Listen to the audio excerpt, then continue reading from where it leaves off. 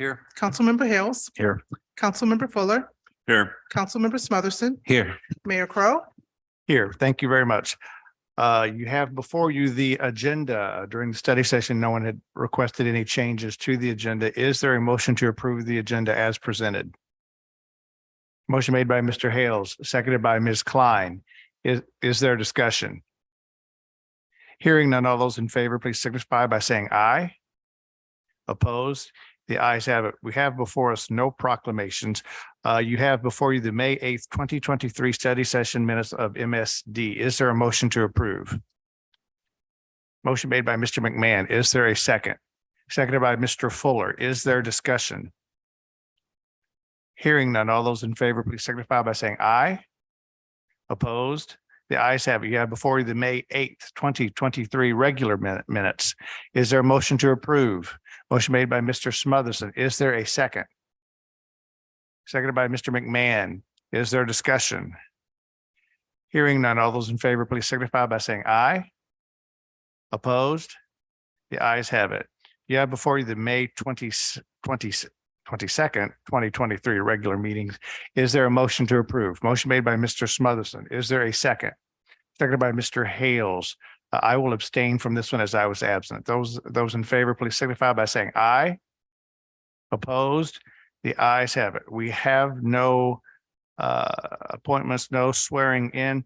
We'll turn to the citizen comment section. For those of you who are in the audience, if you have not picked up a form and you would like to speak, please make sure you pick up a form, fill it out for either an agenda item, which agenda item it is, or a non-agenda item, and then place it in the box. The city clerk will then provide it to me. We have 15 minutes here in the beginning of the program, then we have additional time at the end of the meeting as well for comments. When you come to the microphone, please give your name and address and limit your comments to 5 minutes.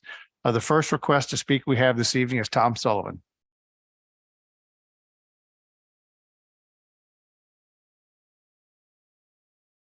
Tom Sullivan, 751 Syracuse. There's still various streetlights out around the city. In particular, there's now one that goes on and off in the alley between Kingsland and Syracuse on the south end. This is where a female student at Washington University was once sexually assaulted and beaten so bad she nearly died. She was accosted when she went down the back stairs of her apartment to the laundry room in the basement. Apparently, someone was waiting in the alley. A year or so ago, there were 3 very loud shots in succession in or near the alley. Police officers walked the alley looking for casings. This points out how important lighting can be. A police officer responding to a shots fired call doesn't want to come across a dark patch in an alley or a street. Someone could be hiding. It's surprising how indifferent everyone in City Hall is to a matter that can put citizens and police officers at risk. Things continue to get worse in the Loop. Blick Art Supply has finally closed. It was one of the largest tenants in the Loop. Across the street from them, Sneakers Perfection is having a moving sale. Lucy's on the Loop just closed. T-Mobile closed not long ago. Cicero's will be closed 6 years this month, and the space has stayed vacant all that time. While there has been an obsession with Costco in recent years, the Loop continues to get worse. There's a saying that when you find yourself in a hole, stop digging. Councilman McMahon does not believe in following this advice. At the April 24th City Council meeting, he made several false comments having to do with me. Since then, he's been trying to twist and turn what he said and only digging himself in deeper. He said I was a supporter of Gerald Cheers, meaning I supported him being selected by the council to replace Tim Cusick. That was a false statement. I did not support him or anyone, but I did think he should have been able to make his case for being selected without Councilman McMahon trying to do his Perry Mason imitation. Councilman McMahon claimed I said the Bar Association was investigating members of the council. That is also a false statement. I said no such thing. Councilman McMahon claimed I said the Attorney General was investigating members of the council. That is also a false statement. Councilman McMahon really went over the top when he claimed that since I had talked about members of the council being investigated by the FBI, specifically him, someone has been driving through his neighborhood, stopping at his and his neighbors' houses, saying the FBI was out to get him. This was putting himself and his family in danger, according to the councilman. I cannot find where I said any such thing. I've never said FBI in any context. I asked Councilman McMahon if he could point out where I said the FBI was investigating anyone. He has been unable to do so. So something I did not say was putting him, his family, and his neighbors in danger. That is a pretty bizarre claim. It's interesting that Councilman McMahon has no details about the danger he claims to be in. Does someone threaten him? It seems he claims to have had a conversation with this mysterious threatening person or persons. Did this person have a weapon of some kind? Were his neighbors threatened in some manner? If Councilman McMahon felt so threatened, did he file a police report or talk to someone at the police department, the chief maybe? Since Councilman McMahon is unable to back up his claims that can have no credibility, and neither can he. Thank you for listening to my comments.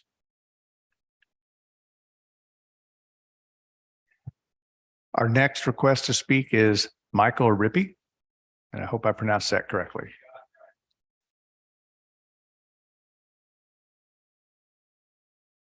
Hello, council members. I just have a few comments If you could about. please give your Oh, I'm name and sorry. address. Yes, sir. My name is Michael Rippey. I live at 526 Kingdale. And directly across from my house is a large apartment building right at 170 and Delmar. And I live directly across the street. I'm just want to preface this by saying I'm a big fan of that development. I love it. I think it helps the neighborhood. I think it helps our property value. But we have been putting up with a lot. Construction starts shortly after 6 o'clock, 5 days a week. I've got a 4-year-old. That's an obvious problem. And I feel like at this point, I'm bothering the police when I call to say that, the construction, as far as I'm concerned, it's supposed to start at 7 o'clock. It's a weekly occurrence that it does not. Another issue is some of their subcontractors and utility companies on my property. I came home today and they were getting ready to dig about 15 feet from the street in the middle of my yard. And it took me calling the police officer down to explain to them that they only had a 6-foot easement. Well, every house down the whole street, they had already done this in the middle of these people's yard without any sort of authorization. And today they dug directly on top of a probably 200-foot oak tree. And I've got an arborist coming tomorrow to assess the damage, but unfortunately, it might be the end of that beautiful historic tree, biggest one in the neighborhood. So I just have those concerns, among others, that the streets are getting torn up beyond belief. It's just, although I'm for the development, a lot of us directly around there are suffering. Thank you. Thank you very much. Our next request to speak is Gerald Tiers.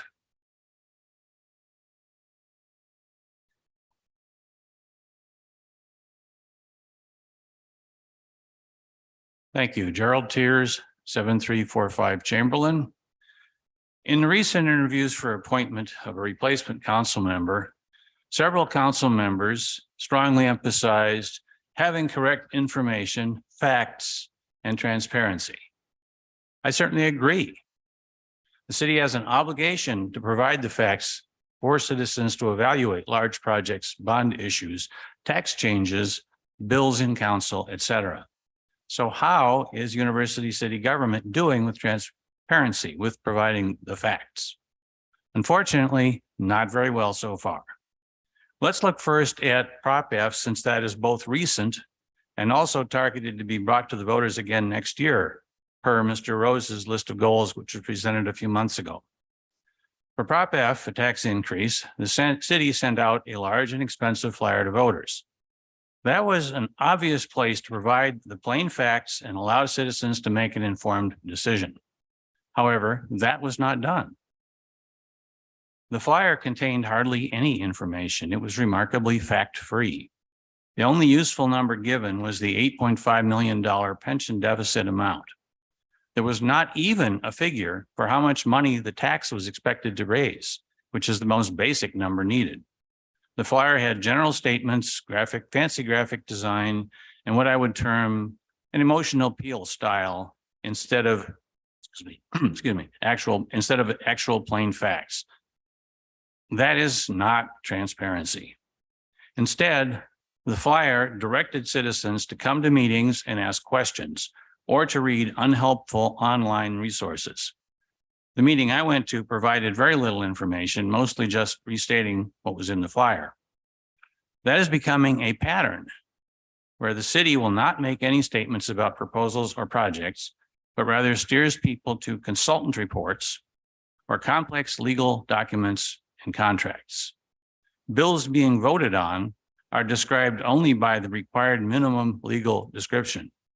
Citizens must search online, find, and read the full council packet in order to learn what the bills really relate to.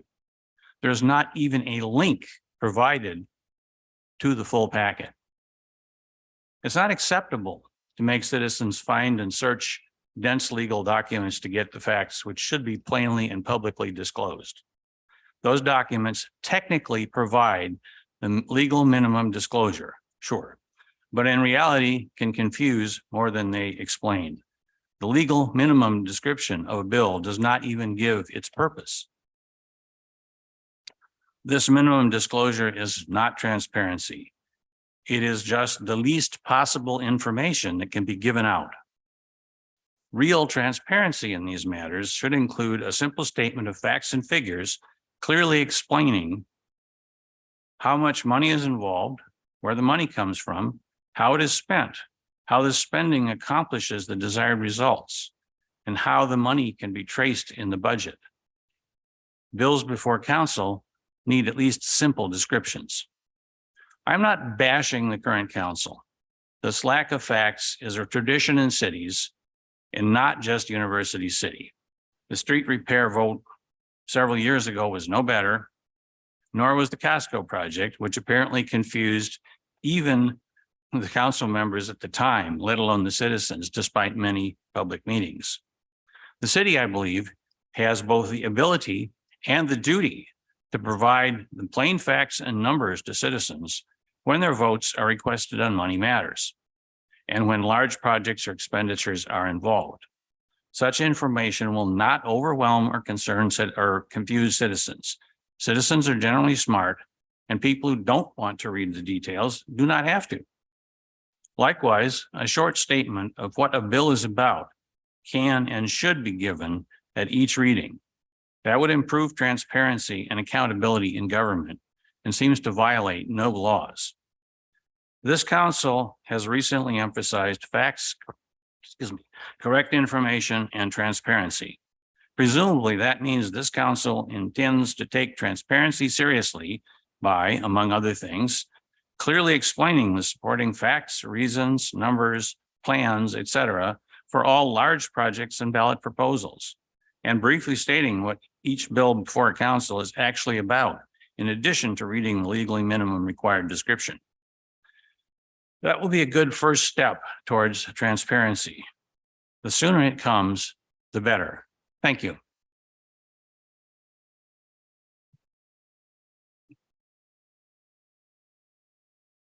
Thank you, Mr. Tiers. That was one of the few times in history that was exactly 5 minutes long to a T. Before we move into the first council comments, which I think normally we don't have probably any council comments, I want to take a minute and introduce Tina Dean, who is joining us tonight. She is helping our city clerk. I think this may portend for her that she may have to substitute every now and then when our city clerk is gone. So Kina, welcome tonight. We're glad to have you with us. You're being taught by the best. So I'll now move forward. If there are there any council comments for this section? If not, we will move forward into the public hearing. I would like to open the public hearing at 6:44 for liquor license for 7-Eleven Sales Corporation doing business as 7-Eleven store, 8159 Olive Boulevard, 63130. Madam Clerk, do we have any comments that we've received either in writing or with someone wanting to speak? None at this time. I would therefore declare this hearing closed at 6:44 p.m. I would also like to then open the second public hearing, which is for fiscal year 24 proposed annual operating budget and capital improvement projects at 6:45. Madam Clerk, do we have any written comments or any requests to speak at this time? None at this time. Therefore, I will close this hearing at 6:45 p.m. I will now move forward to agenda item number K, consent agenda. We have one item on it, the Greensmore Agreement. Is there a motion to approve the consent agenda? Motion made by Mr. Hales. Is there a second? Seconded by Mr. McMahon. Is there discussion? Hearing none. All those in favor, please signify by saying aye. Opposed?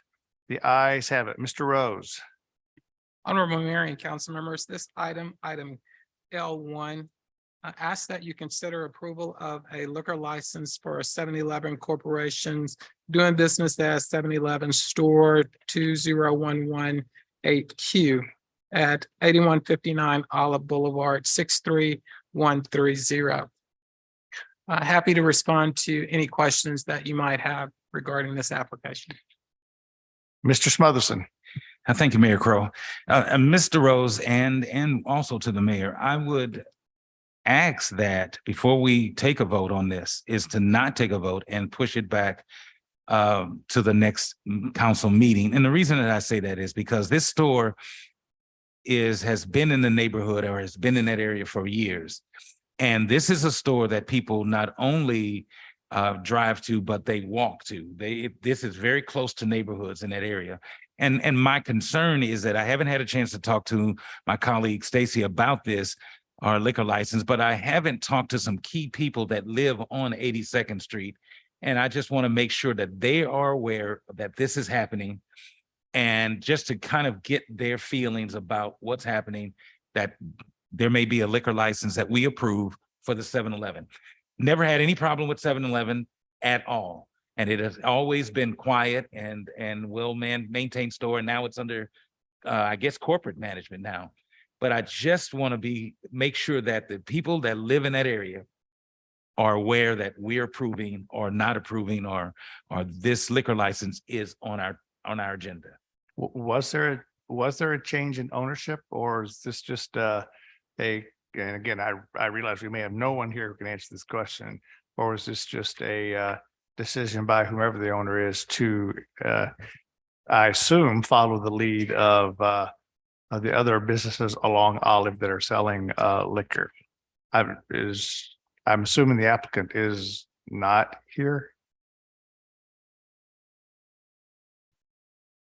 Mayor, I'm not aware that this is a change of ownership, but since the applicant is not here, we certainly don't have any concern regarding delaying this until your next council meeting. Yeah, I normally wouldn't, with all respect to my colleague, Smotherson, I'm not sure I'd even agree with him about waiting, except for the fact that there's no one here to answer the questions that we've got. Right. And to me, I think if you're not here to answer the questions, then I think that would say that we may want to have a little bit of time. And Councilmember Smotherson, the reason I'm saying this is only that I am maybe making incorrect assumption that 7-Eleven is wanting to follow suit with the Amico station, the Quick Trip, to not be at a competitive disadvantage.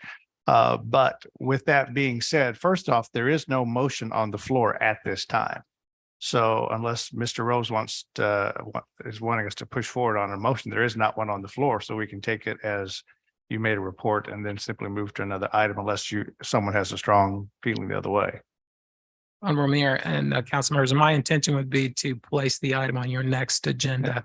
I do think that whoever on staff is, you may want to suggest that the applicant come to the next meeting. Mr. Smotherson. Yes, sir. And just very quickly, I appreciate your statement. And yes, sir, I definitely understand that they are trying to just follow suit. Again, this is a store that actually has been part of that neighborhood for a long time. Yep. And this is a new change for that. And I just want to make sure that some key people that live on that street are aware of what's happening. And that's all. That's all I want to do is make sure that they're aware. Thank you. Honorable Mayor and council members will ensure that the applicant is aware that this was not a consent item, that it will be placed on the city manager's report. And if I can, I see that that Mr. Wall is here. And Greg, is there any way that since we've all seen that the library is getting ready to shut down to get ready to reopen, can we get an update from Patrick on where the library is, if that would be possible? Yes, Mr. Wall, would you like to come forward? and provide a update regarding the library.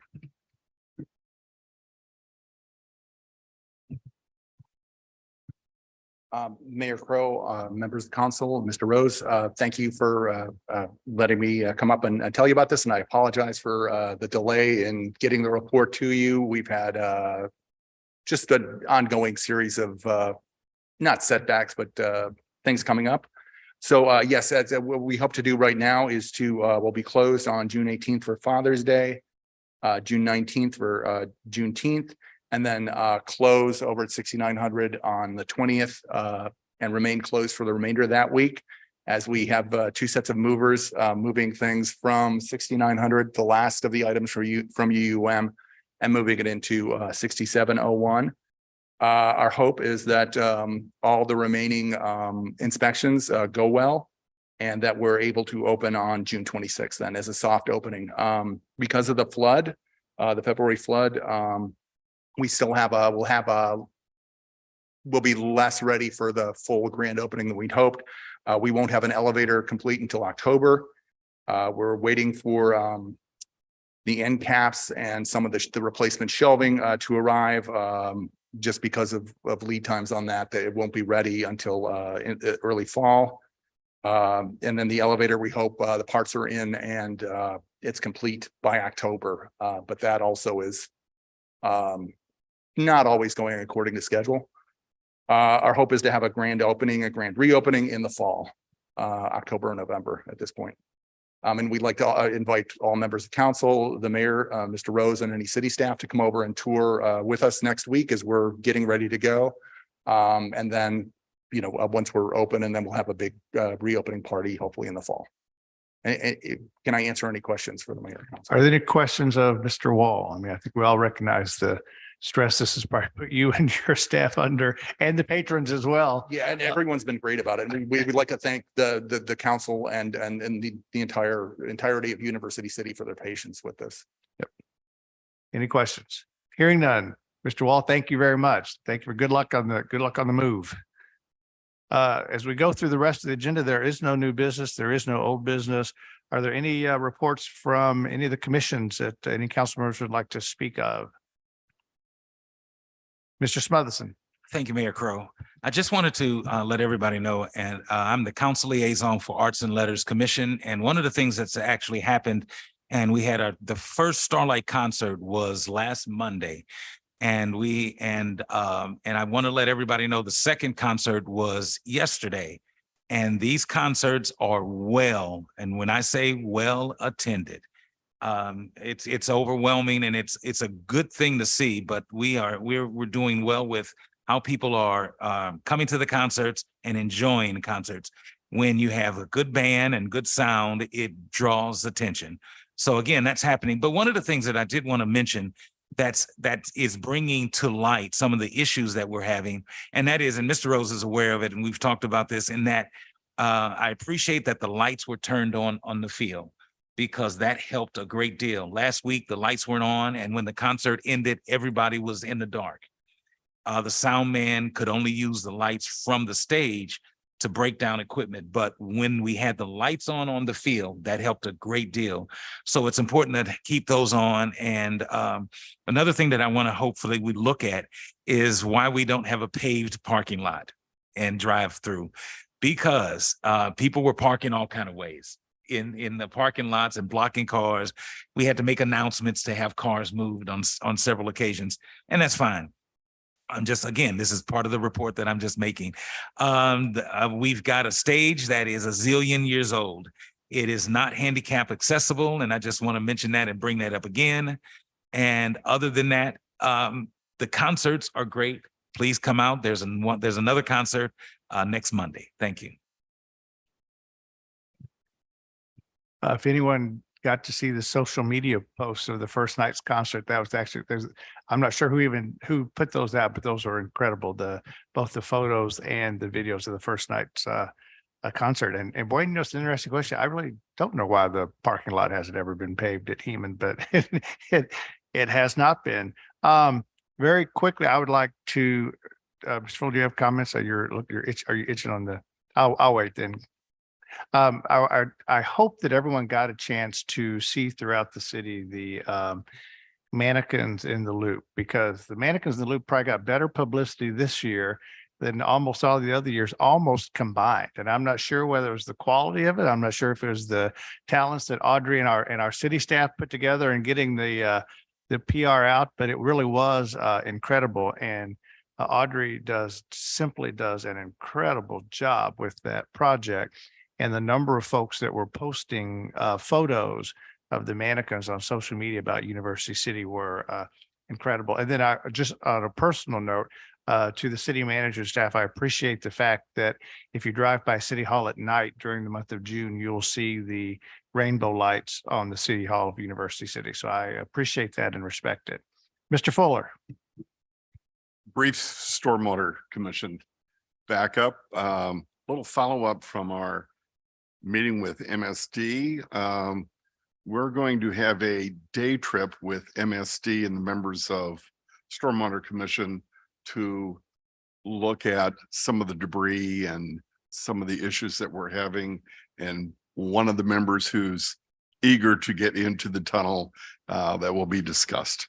But we're quite excited about the fact that actually it's the public relations person that really has put this into to control. So we're having, I'm not going to announce the date, and this is not a group venture, but I'm told that we're going to have a kind of a day outing with MSD early in July.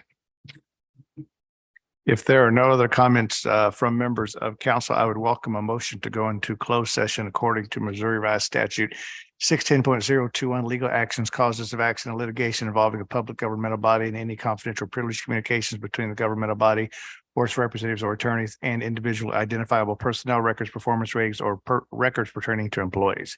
Is there a motion to approve? Motion made to go into closed session by Mr. Hales. Is there a second? Seconded by Ms. Klein. Is there discussion? Hearing none, Madam Clerk, would you please call the roll? Councilmember McMahon, Aye. Councilmember Hales, Aye. Councilmember Fuller, Aye. Councilmember Smotherson, Councilmember Klein, Aye. Mayor Crowe. Aye. Thank you very much for joining us this evening.